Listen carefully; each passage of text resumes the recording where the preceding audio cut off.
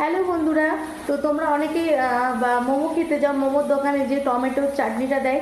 তো যা তোমরা হয়তো অনেকে বাড়িতে মোমো বানাও কিন্তু চাটনিটা বানাতে জানো না। তো যারা জানো তারা তো খুব ভালো, যারা জানো না তাদের জন্য আজকে মোমোর চাটনির রেসিপিটা আমি দেখাচ্ছি। অবশ্যই দেখো, আর ভালো লাগলে অবশ্যই লাইক কমেন্ট শেয়ার করে দিও।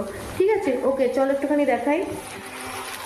দেখো, এখানে আমি চাটুটা গরম করে নিয়েছি, কোনো রকম তেল দিইনি।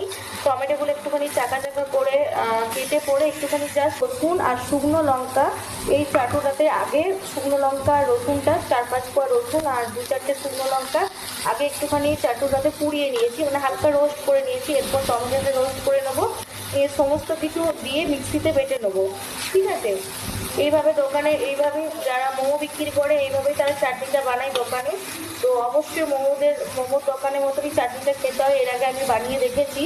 তো চলো এভাবে একটুখানি রোস্ট করে নিই, তার সাথে রসুনটা আর শুকনো লঙ্কাটা যেটা বেটে রেখেছি সেটা আমি এর সাথে মিক্স করে দেবো। এটাও কিন্তু পুড়িয়ে নিয়েছি, হালকা আগে রোস্ট করে নিয়েছি, কোনো রকমভাবে কাঁচার না।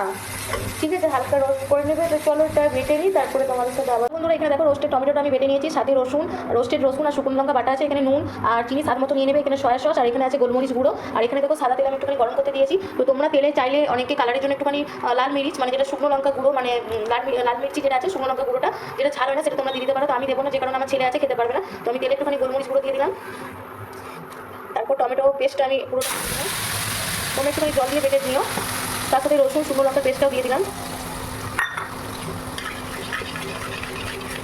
একদম পুরো দোকানের চাটনির মতন খেতে হয়, দোকানে মোমো দোকানে যে চাটনিগুলো দেয় একদম টমেটোর চাটনিটা ওটা ওরকমই খেতে লাগে। স্বাদ মতো নুন, সয়া সস আর একটুখানি চিনি দিয়ে দেবো, ব্যাস একদম দোকানের চাটনি রেডি হয়ে গেল। তোমরা চাইলে অবশ্যই লাল মিরিচ গুঁড়ো দিতে পারো, যেটা ঝাল হয় না, কারণ ওটা কালারটা ভালো আছে। তো আমার বাড়িতেও নেই, আর ছেলেও আমরা খুব একটা কালারিং জিনিস খেতে পছন্দ করি না, তার জন্য দিলাম না। তো দেখো কালারটা কি সুন্দর এসেছে। তো চলো, আমার চাটনি রেডি হয়ে গেল। আমার চিনিটা দেওয়া হয়নি, চিনিটা দিয়ে দেবো, ব্যাস চিনিটা দিলে আমার সম্পূর্ণ মোমোর চাটনি রেডি। এইভাবে একবার বাড়িতে বানিয়ে দেখবে, অবশ্যই যদি তোমাদের ভালো লাগে পারলে একটুখানি লাইক করে শেয়ার করে দিও। চলো, আমার মোমোর চাটনি রেডি হয়ে গেছে। তো চলো আবার দেখা হবে, টাটা।